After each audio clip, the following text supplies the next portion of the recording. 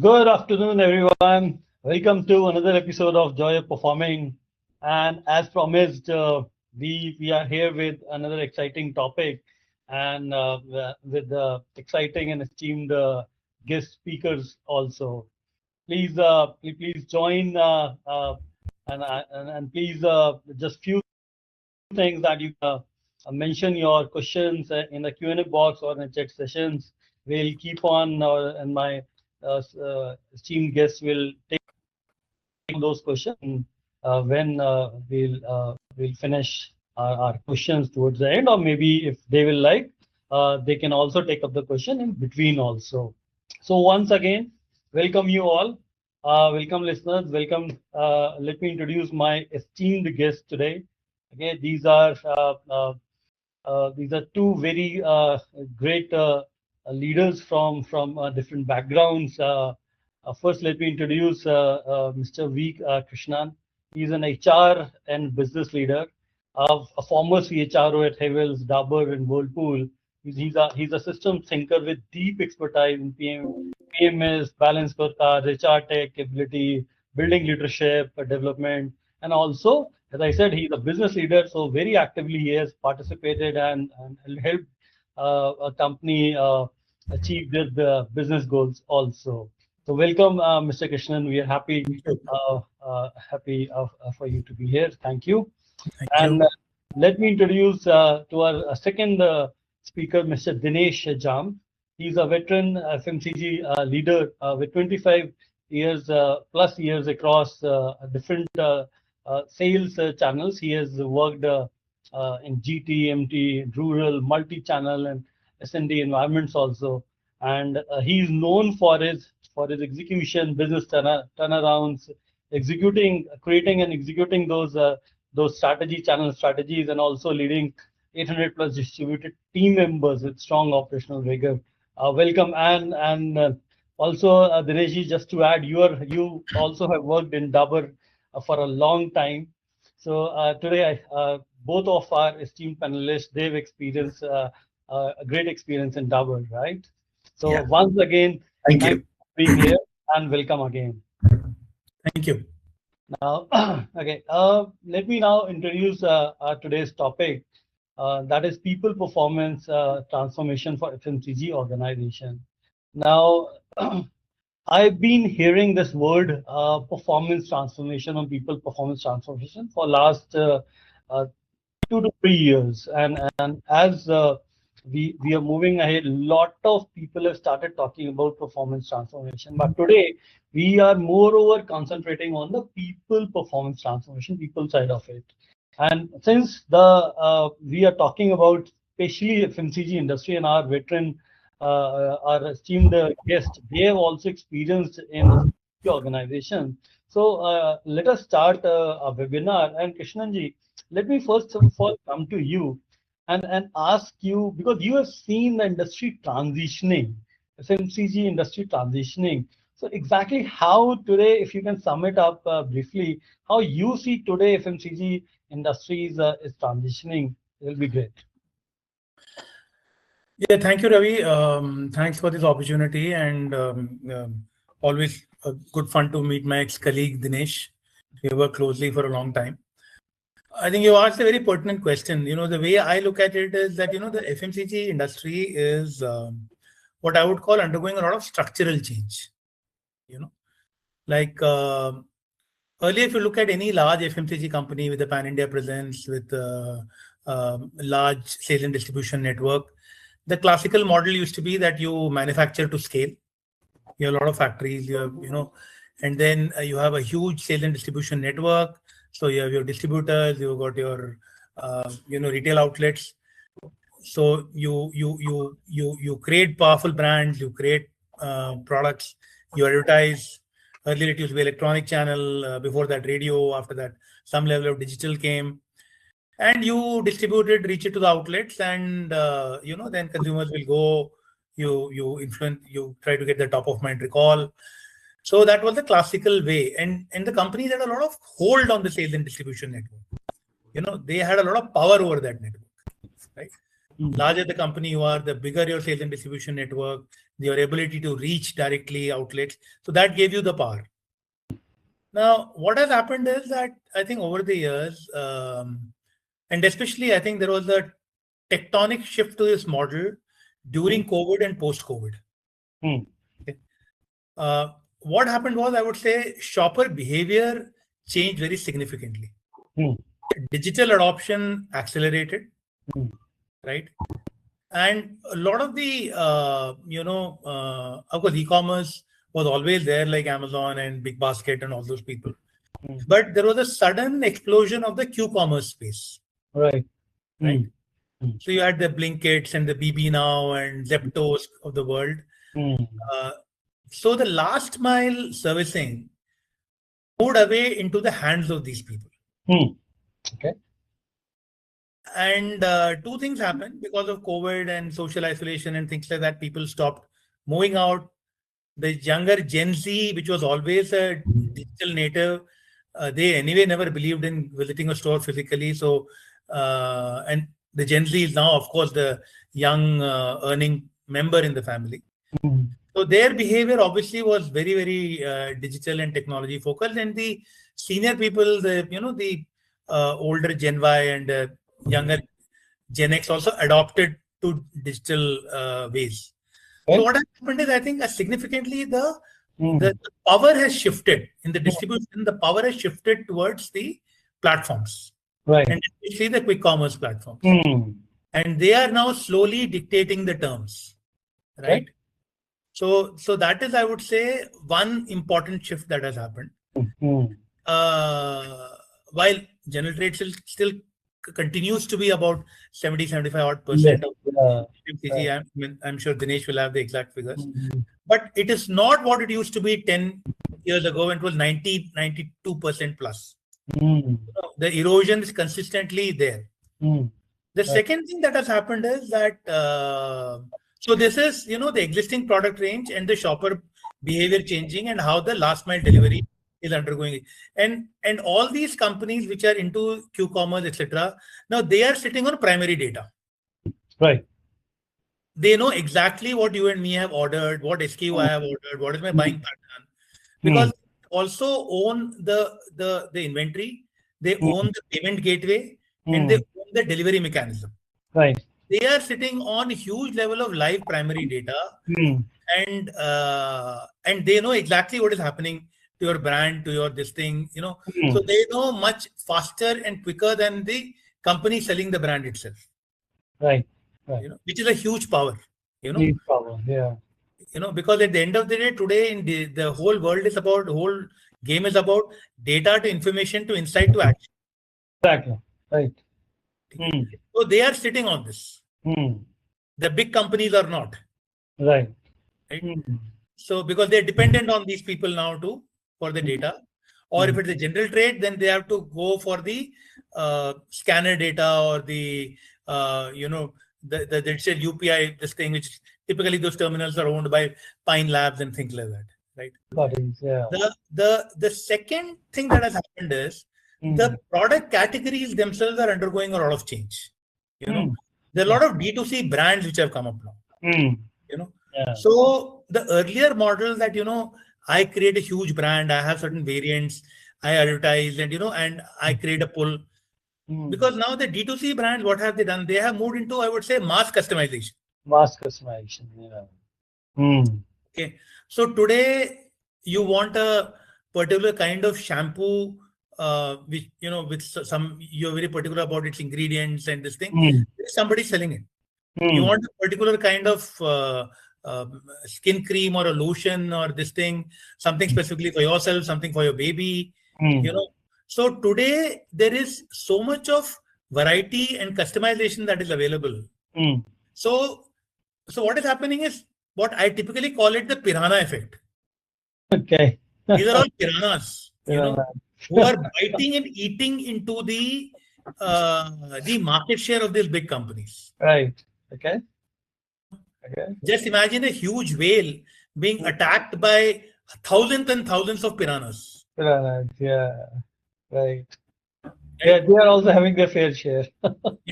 So what is happening is that, and these D2C companies are highly agile. They believe in launching fast, failing fast, relaunching quickly. They are again sitting on a huge amount of data. So what is happening in many categories, the incumbent players, their brands and offerings are probably also becoming irrelevant. Right. Like for example, a lot of the young buyers who are purely D2C digital natives, they only relate to brands which are available in that ecosystem. Okay. So many times some of the traditional brands, the physical brands, like I've heard youngsters in their 20s telling you that this is mom's brand, this is grandmom's brand. I don't buy this. Yeah, very customized approaches are also getting built. Yeah. So I think the large FMCG players, if they are not present in the D2C space, because D2C is no longer an experimentation or a nice to have. For a specific kind of consumer, if you are not present in that channel, you don't exist. Exactly. In their ecosystem. Yeah, right. Thank you. These are two fundamental shifts. The way the shopper behavior, the way they buy for your own products is undergoing change. Secondly, your own products are under a tremendous amount of challenge. Right. Because there are multiple alternates today available, and you are slowly becoming out of sight, out of mind for the younger generation, because you are not in their consideration set, because you are not present in the spaces from where they buy. Wonderful. Thank you, Krishnan ji. Anyway, I like that piranha effect analogy. Wonderful. So let me put it now. Come to you, Mr. Jhamb, and now what Krishnan ji has said, that now the customer is the king, and due to that focus of that customer to, because of a lot of D2C brands, small players coming and offering customized kind of a product and approach also to you. Now, with that thought in the mind, okay, what do you think that the performance transformation actually means in terms of a sales, and why that conversation is unavoidable today? Yeah. Like Mr. Krishnan has given a very good viewpoint how the shopper's behavior is changing the FMCG industry in itself. Right. But there's another thing also, if I give you the inside perspective, this FMCG industry has always been changing right from the days when we joined this industry. Means it has been inventing and reinventing itself, not only itself, but the tools, the means, the enablers also, which build the business. Right. When, like, if I see when we joined this industry in 90s, there used to be three building blocks of the business: brands, the manpower, and the sales and distribution network. And most of the efforts were going into developing the S&D network. And as it matured to some extent, there was a need to bring in some further catalyst. So the trade inputs, trade marketing, all these started pouring in. And when we realized that, yes, now the complexity is increasing, the touch points, the data points which matter in the growth of the business are increasing. So this automation started coming into the picture. So this industry has always been inventing itself also, and the tools to manage it also. And it has also been, there's one more thing also, that it has always been like this, that it has been a feeling that there is not enough to manage it.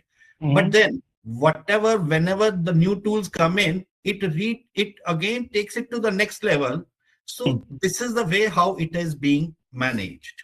Right. And transformation has been part and parcel of its life right from the beginning. And of course, COVID era has escalated this transformation. Got it. Very interesting. Very interesting. So basically, industry has always been changing and adopting. But I think so. I'll connect to Mr. Krishnan's point also now, because of a lot of new opportunities building up in the market. I think so. Everyone has to is moving towards transforming the performance of the salespeople, right? Okay. Let me come back to Krishanji, to you. Now, in FMCG, it is all about the last mile execution. Okay? Now, keeping what you said and what Dineshji said, right? It is evident that the change is already happening. It is there, and now businesses, the market share is also shrinking. Organizations are fighting and trying to innovate on a daily basis, new ideas, new things, how to keep that momentum up, how to increase the market share. Small players are trying to increase their, large players they are trying to see that their growth is stable. Now, how can organizations redesign their sales roles, KPIs, and responsibilities to build a more accountable and high performing team?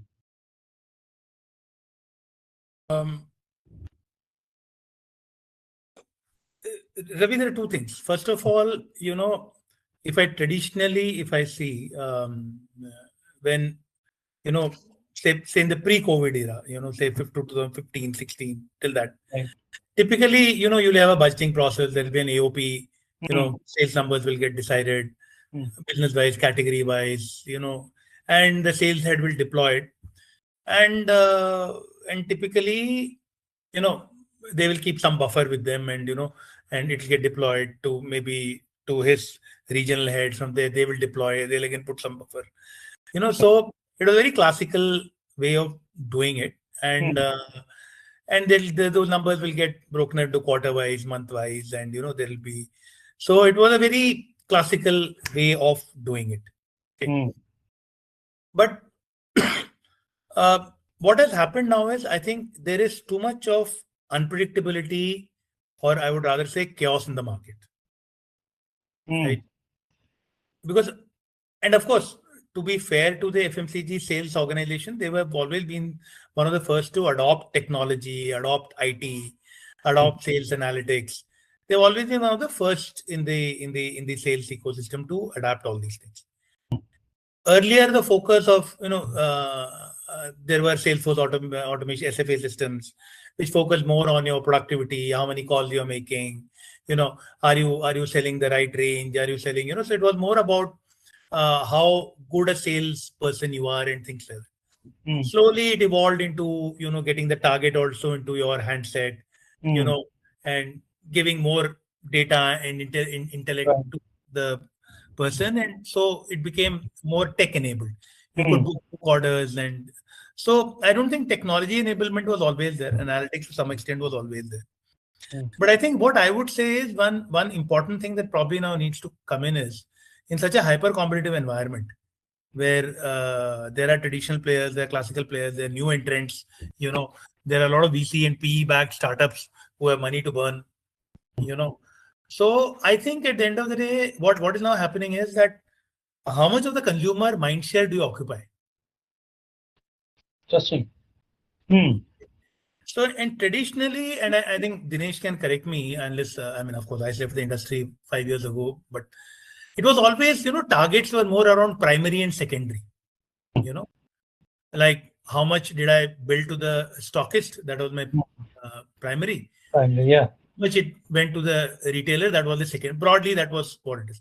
And you say that your secondary should be at least 90-95% of primary. So that was a broad thing. Hardly anybody focused on tertiary. Probably to some extent the food industry did, because they had a shorter shelf life and cost of sellout not happening was high. Right. But I think one of the important changes I would recommend is that you must get into tertiary now in every category. Okay. Because that is the real measure of offtake, is what tells you how relevant you are in the consumer's mind. Okay. Interesting. Because when I buy from an e-commerce or a D2C, I have gone to the app, I have ordered, the product has come to my. So that person knows what my tertiary, what is the offtake. FMCG still, I think, operate with the tertiary in the blind spot. Exactly. Right. Yeah. So I think more sharpness to that probably should be brought. And because that will clearly tell you that it is sitting in the retailer's outlet, or is it actually getting into the consumer's home. Right. And that is definitely one important shift that I would like to see. And second, of course, would also be that I don't know. I mean, my view. I mean, I think Dinesh, being a sales leader, would probably have a similar or different view. I think this conventional general trade kind of a distribution model, which is there, may eventually start shifting more towards the hinterland and the rural. I think the urban will be more dominated by the tech-based selling platforms. Modern trade, e-commerce, and all. Modern trade, e-commerce, quick commerce. I think they will be dominating the urban landscape. Okay, and the generic, non-differentiated products, which probably and where the consumer is not that discerning, will probably go more towards. I think that is a kind of probably progression. I think so. Maybe you may have different kind of matrices for your sales force in the urban landscape, and a different kind of matrices for people in the non-urban space. Non-urban space. But I think consumer metrics has to be, I think, added. It has to be an important part of this measurement. Right. I think appraisals probably will have to be more dynamic. I think this annual appraisal, providing a rating, giving an increment, because that was a very increment-driven exercise. Increment-driven exercise, yeah. Okay. Probably now it will have to be a more sales performance-driven exercise. Right. And every person, every sales guy in the system from top to bottom will have to be because you're living in a very chaotic world.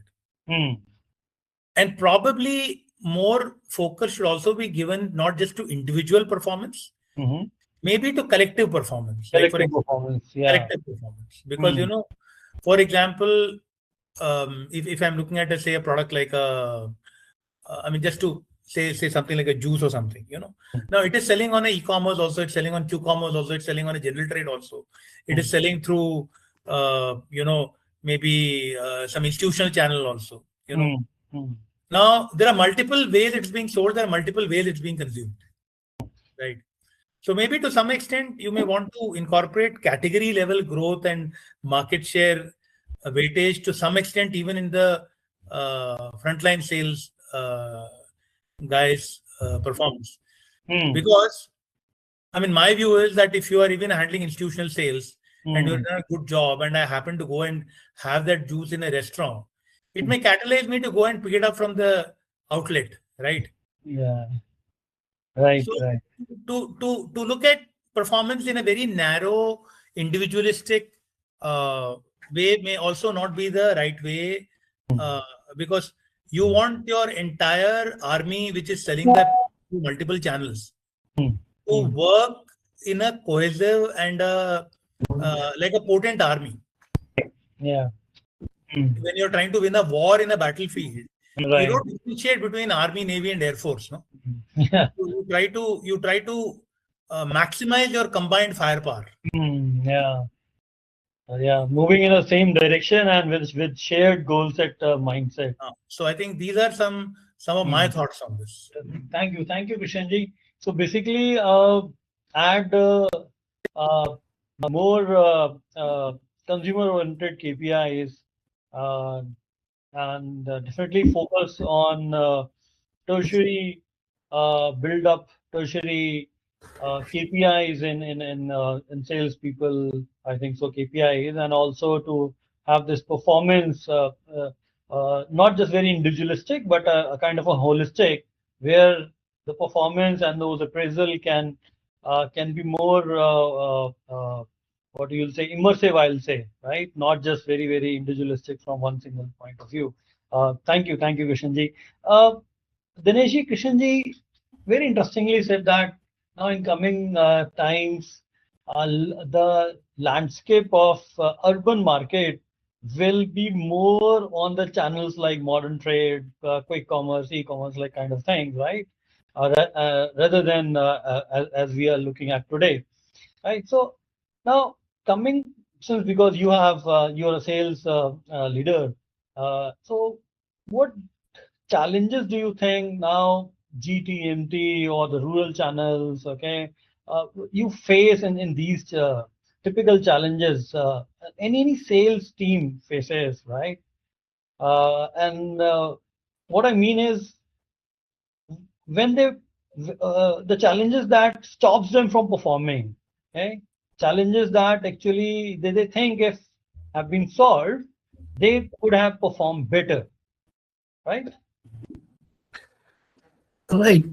Miss, this is definitely true that a major chunk of the business in urban areas may shift to the new alternate channels. But then also there will always be certain outlets in this urban area also, because ultimately the top up has to be done by the nearest kirana shops. Of course, for that also these days the Q-commerce has already come in, and the business will move further down to the rural network. Right. The other challenge which we feel is that perhaps the number of data points, the number of touch points which affect a business have also been increasing a lot because of the because of the because of the complexities also. Earlier it was only the sales and distribution network and the sales force efficacy which we were trying to address to. And then as we started moving from urban to rural, the geographical splits also started happening. Urban area, geography, and rural area, mid towns, metro towns, all those things. So all of these have added further complexity. Then trade marketing, which started with largely trade inputs for the trade. Then they means it has also become a S&D, means it has also become a building block in itself. And it is also moving to address the shopper's experience also. But all these touch points can be managed only if there is a sales auto system. Okay. Technology. Of sales, bringing in new technology. Now, this Salesforce automation has also to an extent has been accepted very well by most of the big companies and most of the good efficient companies. It's already there in place. It is already there in place, and it has given us that flexibility to put all those points on the screen. Data has become very crisp, and there is a means it comes with the flexibility of slicing and dicing the data. और 2-3 levels नीचे तक तो आप अपने आप से ही ढूंढ लेते हो what is the problem. What is the problem? For example, if somebody says that, okay, this area is not doing well in terms of primary sale or secondary sales, you do a little more clicking of the buttons and you find out, okay, this particular area or this particular brand is not doing well. And if you go further down also, you can find out why the brand or why the area is not doing well. Maybe the productivity is not good, maybe the coverage is not good. And why is it not good? Maybe the market time is enough, but the shop hours are not enough. He's spending 8 hours in the market, in the beat, but his total time spent inside the shop is only 1 hour or 2 hours. Right. So these are the new facilities which have come with the sales automation system. Right. But there is one challenge here also, that most of these sales automation systems have come means at different points of the journey of the company. Means in the beginning, perhaps some company would have installed means ERP system for primary business, say MFG Pro or some other. Then after some time, maybe they introduced the DMS system. And after some time, they gave in those handheld machines to their merchandisers and the salesmen also who are working in the market. Now, most of these companies are using these 3 tools in isolation. Very interesting. Yeah. These are being used in isolation. So when I'm trying to go down on my laptop and see why the primary is not doing good, or what is the primary may be doing very good, primary sales is doing very good, but the secondary is not doing good. He may be just dumping the stock. Or if the primary is also good, secondary is also, and secondary is not good, it may be because of the sales force efficiency is not good. But if now there are some companies which are trying to bring in all these 3 systems together on a single platform, so that I can see if the primary is doing good, everything is going smooth, or he's just dumping in the stocks Mm. in the stock at the stockist place. And Right. if the secondary is also good, then Mm. what are those good areas? So these are the ways the people are using these sales automation tools to Mm. overcome these challenges. Overcome these challenges. Interesting way. Very interesting, Dinesh ji. So basically, listeners, I hope you are taking notes, a lot of good insights and a different perspective. We are hearing from Krishnan ji as a HR and business leader and as a sales leader from Dinesh ji. Technology is the key to overcome these challenges today, and we cannot use systems in silos. We must have one unified system, if I may say, Dinesh ji, for performance, exactly where you can right from top to down, you can drill and see, okay, where the problem lies. Thank you. Uh, Moving ahead, okay, Kishanji, now let us take a step back and see one layer up, then the people. Those are the different departments of the units in any typical organization, right? There's a sales vertical, right? There's a manufacturing vertical. There's a corporate teams. There's a there's a finance team. These are all different kind of a teams, and they have lot of different kind of a challenges also working together. Now, I understand that since you have seen lot of transitioning, right? Whether in terms of technology, whether in terms of processes, whether in terms of frameworks. Okay. Now, today, if you see that, and if can you share some tips on how leaders can today unify them under one performance rhythm?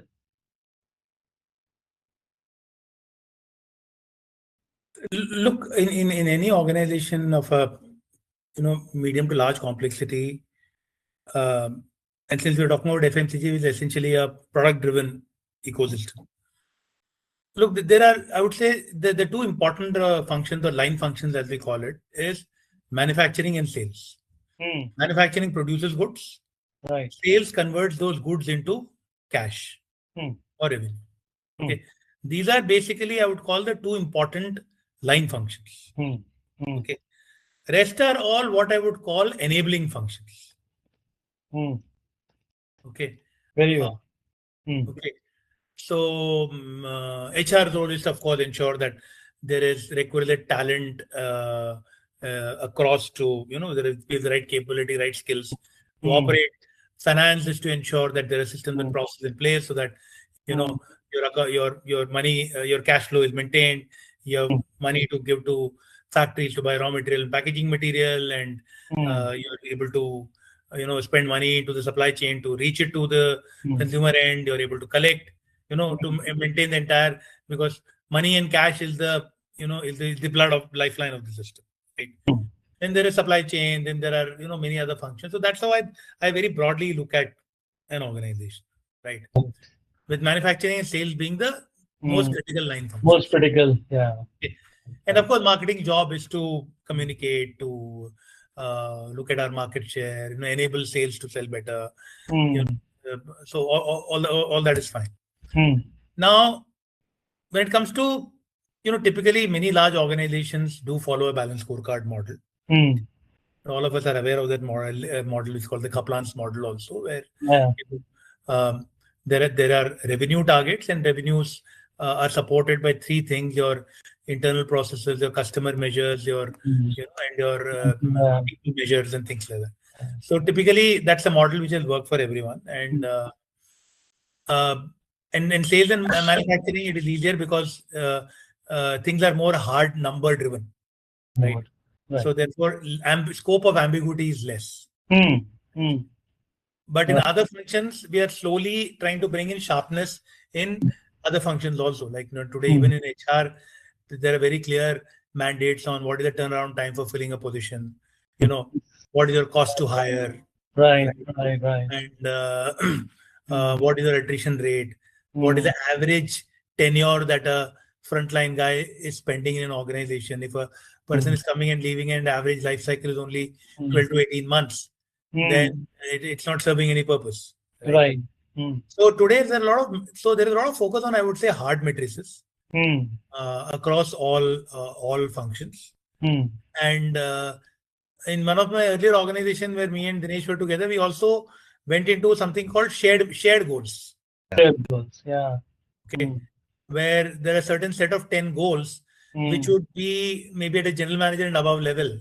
It would be uniformly applicable, part of your variable pay will be affected by the shared goals. Right. Because the leadership has, irrespective of the function you are in, you need to contribute towards those shared goals. So that way you ensure that the organization is aligned.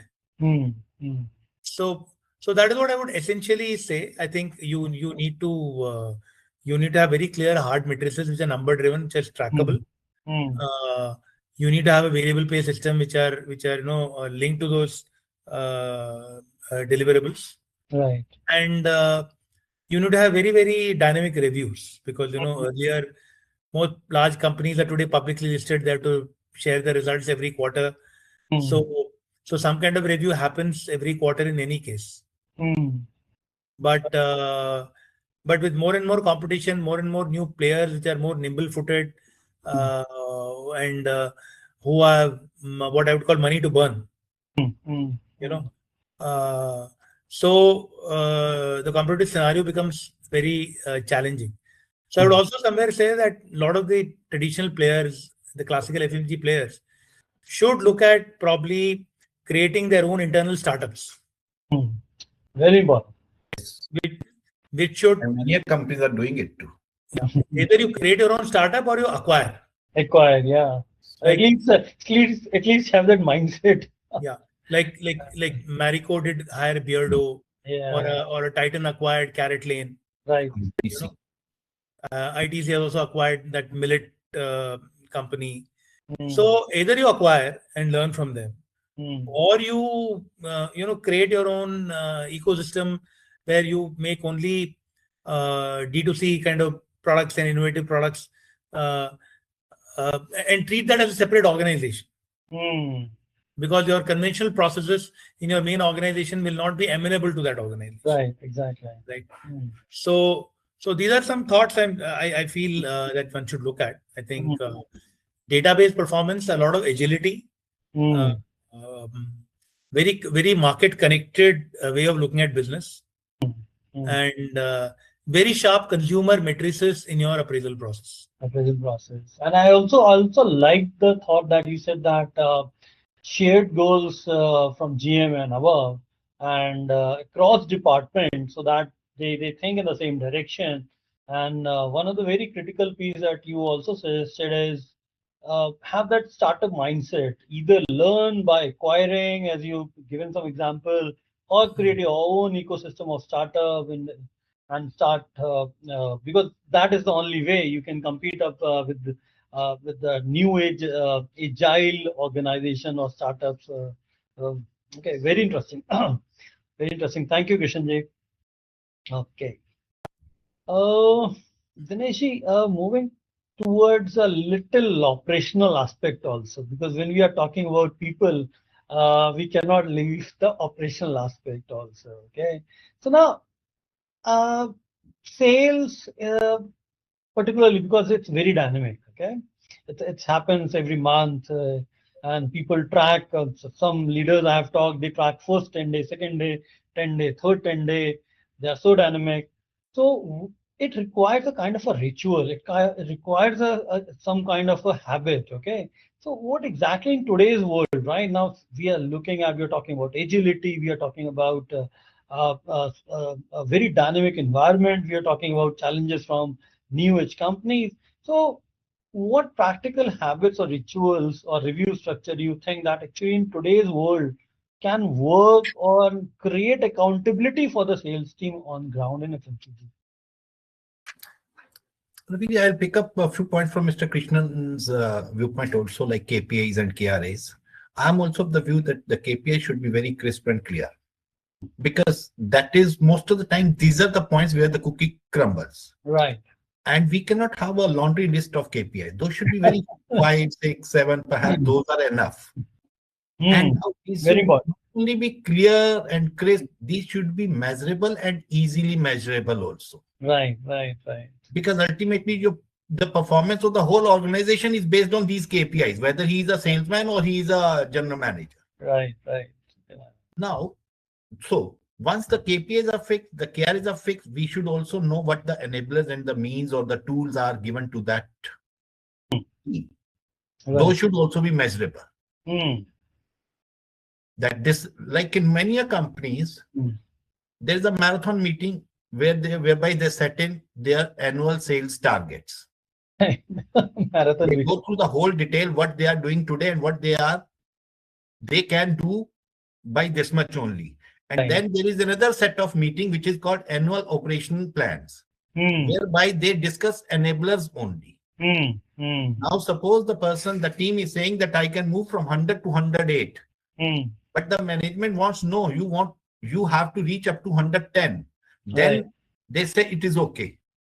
But let us talk the enabler part now, whereby they talk about trade marketing also, merchandising also, blah, blah, blah, and all the ATL budget also and BTL budget also. Yeah. So all those things are measured. Now, if all of that has been set in, the next big thing comes in. How are we going to track these KPIs? Because most of the time it is not easy to, the KPIs are fixed, but where do I get that achievement part from?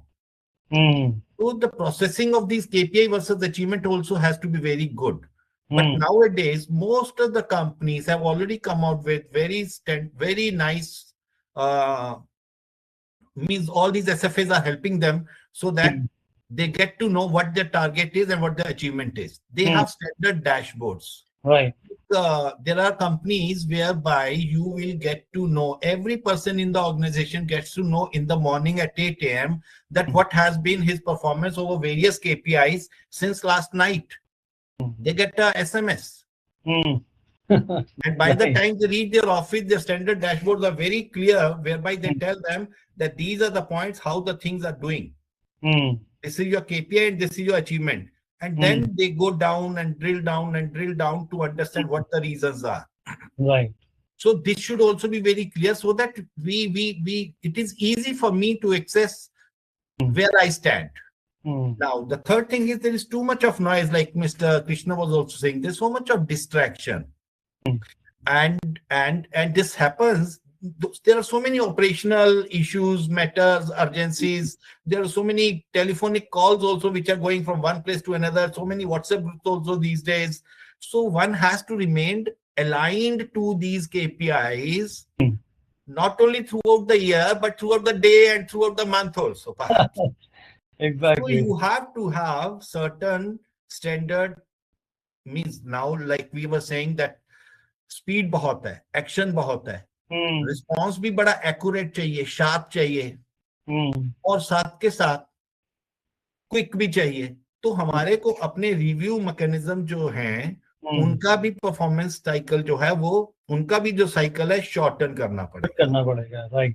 पहले हम लोग जो एक महीने में एक JC meetings किया करते थे, now we'll have to perhaps do a fortnight meeting also on certain points and a weekly review also on a certain points. And there are at some level, there is a daily meeting also which happens at the stockist points.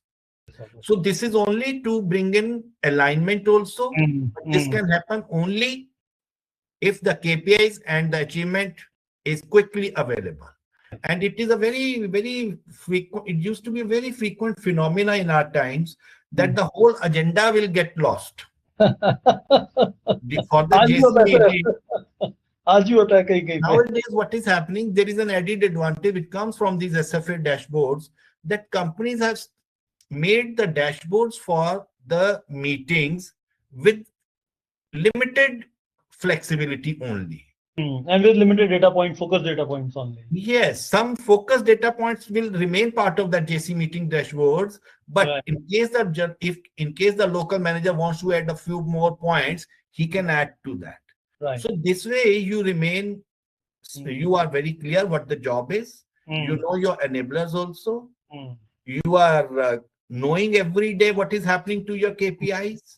And there is an alignment also which is happening from the top boss or your supervisor. That's the way to keep the things simple these days. Well, very interesting. Thank you, Dinesh. I think so. The whole crux is reduce the noise. And one of the thing I think so, you got a clap also from our audience is when you said that we must not have so many KPIs, but very focused and sharp and clear KPIs. You do not have a laundry list of KPIs. Okay, they are not the task that you have to do. They are the KPIs. They must not burden you. Very interesting. Let us go to very interesting question that one of our user has asked. Right, Akshanji, I like you to answer it. The question is, how do managers track performance without constantly chasing or micromanaging people?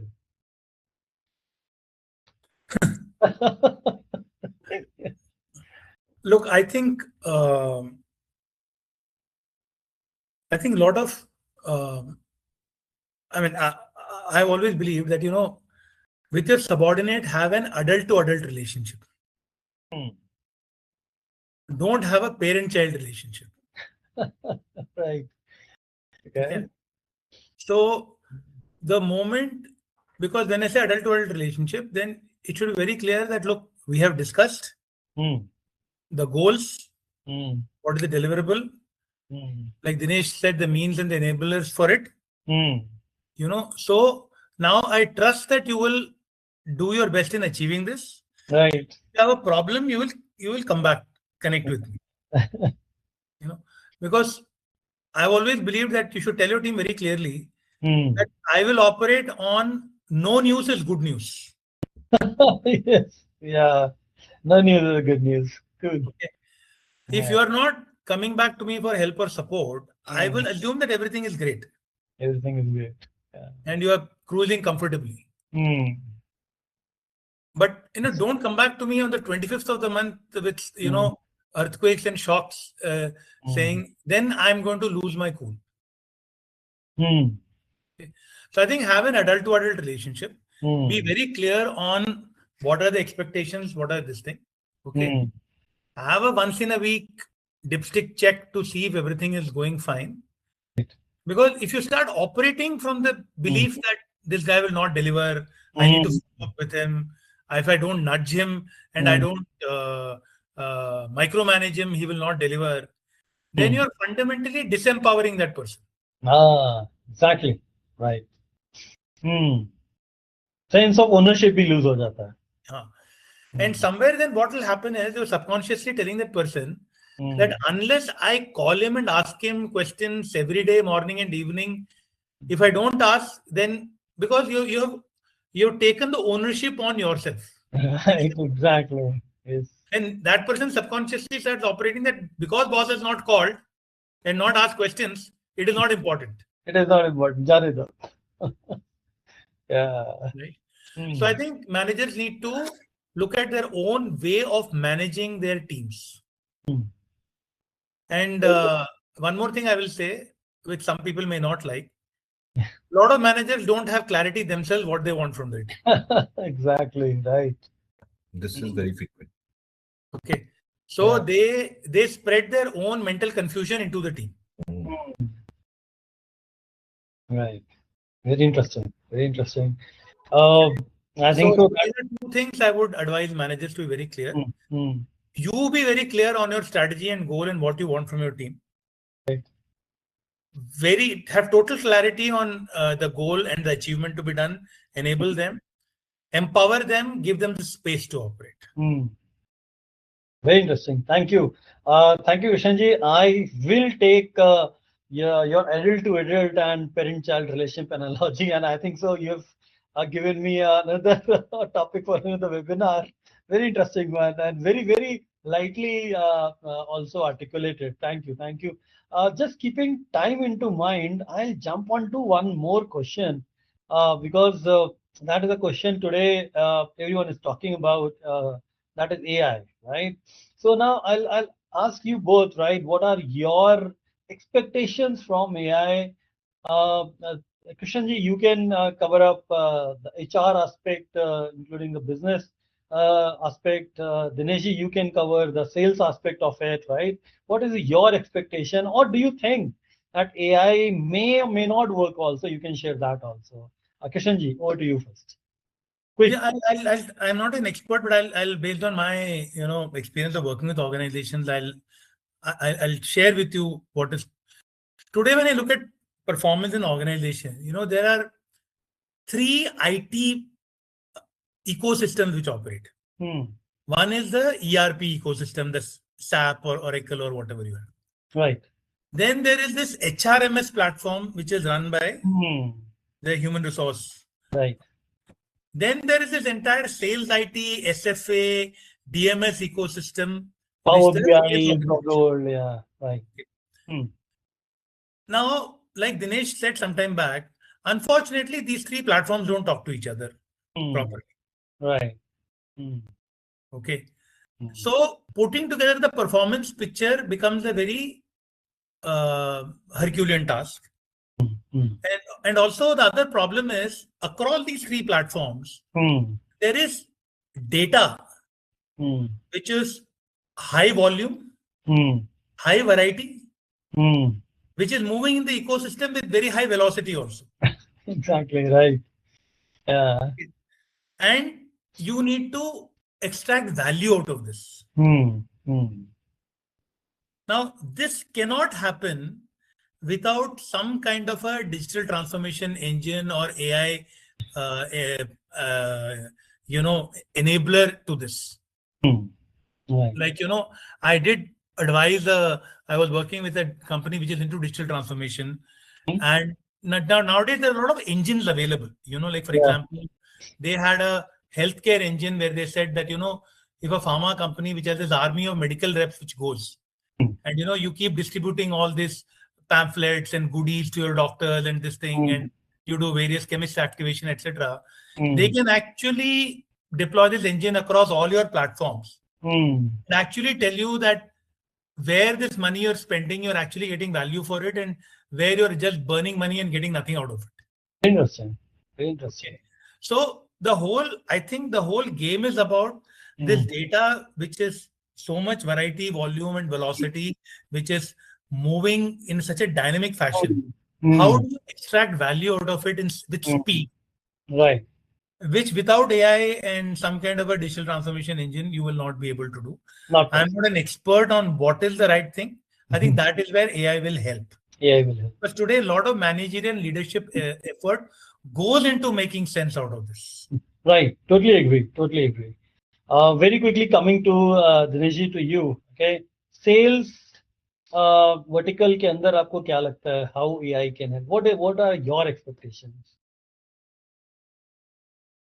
Raviji, I'm yet to come up. Means there are some companies which are talking about the AI also these days.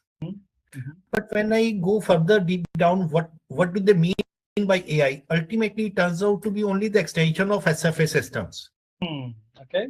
So I do not know to what level has it reached in the top big companies, But otherwise, at most of the places, even the SFA itself has not been able to stand on its own. Means in most of the companies, it needs lot of adoption. अभी तो उसी में ही बहुत gap है. Right. लेकिन there is no doubt, like FMCG has this practice of jumping over to the next building block. Right. Even when the first four वो चल जाता है, शुरू कर देते हैं काम. So, but I will not. I'm still of this opinion that as of now, maybe SFA is enough to give us all the answers. Okay, that's cool. Lead answers be or lag answers be. Lead indicators are also available in this. Lag indicators, of course, are there only. Oh, तो होते हैं. Correct. Very nice. So I hope audience today we saw two very different kind of take on AI, right? Definitely yes. As a leader, Dinesh ji saying that okay, let us wait. It has still to come up and showcase, right, what it can offer, right? Though yes, both the leaders are open. Just can I take up last question, Krishnan ji and Dinesh ji, right? Oh, very interesting. Okay. In many regions, coverage and calls are on target. Now, I think so. The question is towards the very last mile execution, right? Coverage and calls are on target. वो पूरा achieve हो रहा है, but still sales is not coming up. Sales is flat. In this situation, which metrics should managers look at next and which one should they stop worrying about? So just a quick answer, one line answer from Krishnan ji and Dinesh ji. Krishnan ji, आपको क्या लगता है कि ऐसे में जहाँ पे leading indicators I will say जैसे कवरेज और कॉल्स वगैरह बीट्स वगैरह सब हो रही है, प्रॉपर हो रही है, बट धंधा नहीं आ रहा, बिजनेस नहीं आ रहा, तो वहां पे मैनेजर्स को क्या करना चाहिए? I mean, look, I'm not a frontline sales guy, but coverage वगैरह सब कुछ हो रही है, आपके सारे पैरामीटर्स भी ठीक हैं, मतलब फिर भी धंधा नहीं आ रहा है, मतलब it seems a very hypothetical situation. देखो, unless मेजरमेंट गलत है, हाँ, unless your product is useless. मेरे को लगता है कि मेजरमेंट गलत है. Maybe if that is the case, maybe the definition of productive call is not enough. Maybe the college norm is not enough. Maybe you see nowadays with so much of data available to us at the click of the button, and after the companies are spending so much money on trade marketing and the SFAs also, we have to move from effectiveness to efficiency. Right. We cannot say that I went to 25 calls today. We have to tell them I made 25 productive calls. And after that, the next level of efficiency comes when we say I have not made 25 productive calls. I have sold 10 lines also in every call. Yeah, I think so. Maybe आपका जो measurement है वो गलत हो गया. No, and I think so. It's also definitely yes. It is about the measurement, but it is also about how do you operate. Okay, as you rightly said in your example, calls versus productive calls. Productive calls versus how much you have sold. That is the difference. If we are talking about those, not just keeping on the targets, because I've seen some organizations. Raviji, in every company, there is a definition of productive call also. Like in some of means every region, in every company will have, if the region is having a thinner business than the rest of the country, he will say, okay, I'm just giving a hypothetical example. My productive call starts from minimum 500 rupees. And the other regions will say my productivity calls will start from say 1000 rupees. 1000 rupees, exactly. वो measurement का बात है यहाँ पर. Measurement की भी बात है, correct. Cool. Wonderful. I think so. If we have 1 or 2 more minutes, we have covered the AI part also. We have talked a lot of on a different topics on how even the FMCG company industry is transitioning, how the different channels are working. Okay. Modern HR tech plays. Now, let us also touch base at quick one line answer. What role should modern HR tech play in enabling people performance for FMCG beyond digitizing the reviews and all those kind of stuff? Because HR, moreover, is seen as a the logistical software, but in today's world, right? What role do you think that HR tech must play in enabling people performance? We'll end up on there. I think, look, traditionally all HR tech platforms or HRMS platforms have focused more on automating manual processes. Right. Okay. We automated our appraisal processes. We automated our leave management processes, and my tour management processes. And so that I think a lot of effort went into automating and technology enabling my processes. Right. I think now the next phase is going to be all about how do I mine data to get insights. Right. Smart insights. Like for example, the other day, it was an international webinar, and I was trying to get some sense. Like one gentleman was saying that again, HR tech also, if you see, has evolved in silos. You created first the payroll system, then you created an LMS related system. Then you try to connect everything with an API. That's how all these things have evolved. So today they're not the most agile platforms. Someone needs to build all this ground up ideally, right? But going forward, today now people have walked. When somebody says that I'm burnt out, I don't have time. I work for 12 hours in a day. I still don't have time. Right? We are only going from meetings to meetings. Today there are technologies available which can, while you are working, scan through your email ID to see how many in-mails do you get, how many out-mails do you get, what is the average time you're spending on a mail, okay, how busy is your calendar, okay. Uh, so, and depending on when you logged in and when you logged out, how many meetings you attended, they can actually figure out that, you know, Really? you are, how one is providing data to your perception of being burnt out. Yes. Are you really burnt out? Or, okay, or are you just bored? Okay. And secondly, objectively to figure out as to where is your time going. Where is the time going? Yeah. Where is your time going? Right. Very interesting. So today there are technologies available to do a lot of these things. Right. Like the other day, there was a large organization. They had they wanted a very typical profile for Eastern UP. You know, someone who had sold those kind of products and who had done this kind of business, and someone who has that, so ideally, then I tried to tell the HR guys, look at people who have worked in that geography for the past 4-5 years. Look at where they are, what they are doing, because it was a promoter-run company and we knew the guts of the business. So going forward, my AI-enabled HRMS system should be able to give me what I would call predictive analytics.